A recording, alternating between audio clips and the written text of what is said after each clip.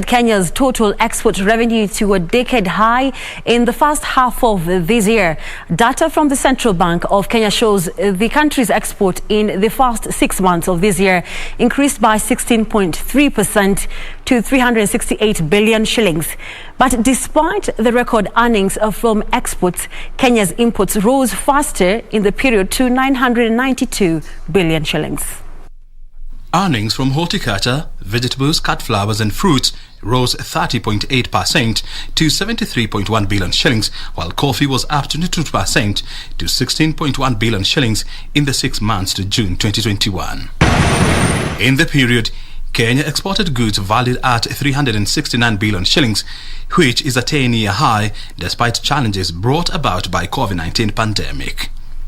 The earnings represent a 16.3% increase from 317.1 billion shillings over a similar period in the year 2020.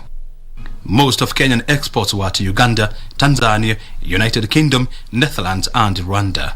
Uganda was the biggest market for Kenyan exports. Kenya exported 24.2 tons of coffee worth 16.1 billion shillings during the period, according to data from the Central Bank of Kenya. In the period under review, Kenya exported 335 tons of horticulture valued at 68 billion shillings, up from 51 billion shillings in the year 2020.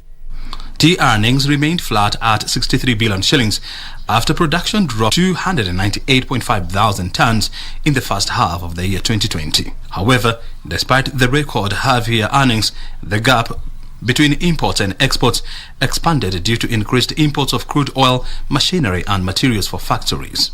Kenya bought goods worth 992 billion shillings, a gap of 623 billion shillings from 460 billion shillings in the same period last year.